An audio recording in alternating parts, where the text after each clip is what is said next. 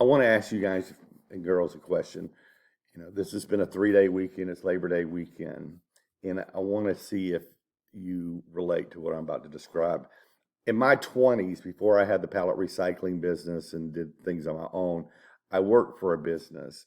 And, I worked a lot of hours at it.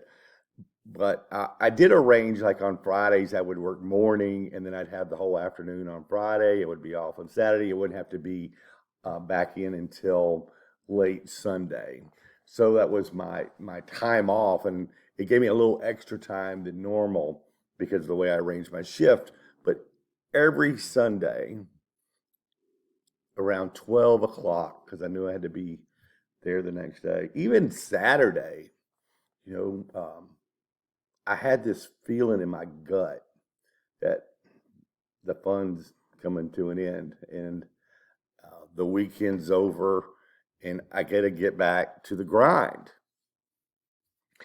And I want to know if people like you are in that same situation now and you feel like you're chained to your job. Because that's how I felt. I felt like I was chained to it. And even though I got a little break from it on the weekend to some degree, I would get that knot in the middle of my stomach that was telling me this is not where you need to be. You are not looking forward to going back to the j.o.b. And it was the thing that precipitated me to start looking for other ways of making a living. And I want to know, for the folks out there that are in the same situation after this 3-day weekend, this Labor Day weekend, did either today around 3 or 4 o'clock or yesterday, did you start feeling that feeling of, I got to go back? The fun's over and it's time to go back to the work that I tolerate. That it's not the work that I love. It's not what I really want to do, but it's what I tolerate.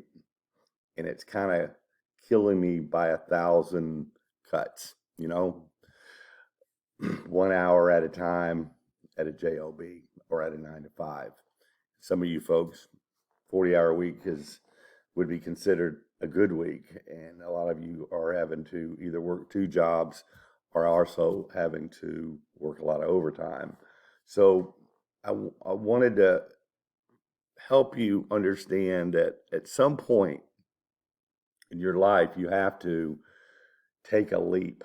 You have to make a change. You have to transition with whatever it may look like for your particular situation to give yourself some light at the end of the tunnel. Because if you don't have that light at the end of the tunnel, life becomes a little depressing, of being stuck in something that you feel like you're chained to.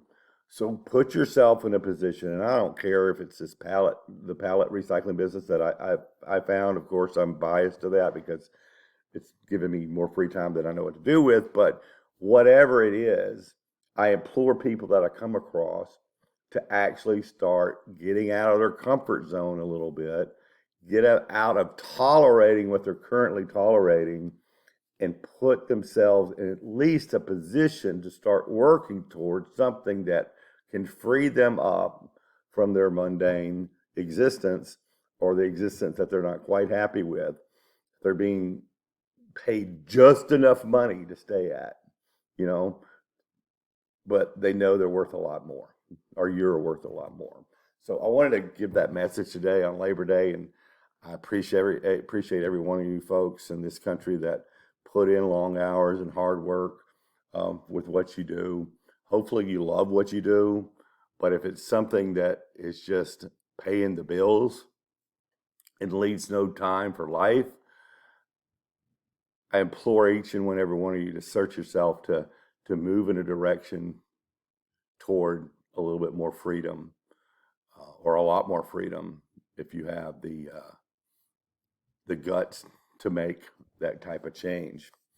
So, entrepreneurship isn't for everybody, but for the ones of us that get in an uncomfortable position like I was all those years ago for too long, you get fed up and you're ready to do something different, and you're willing to work your butt off to figure out that other alternative to make it work, because you know you're going to be a lot happier working for yourself, solving your own problem, calling your own shots, than staying stuck. John Wilker, thesimplestbiz.com. Happy Labor Day.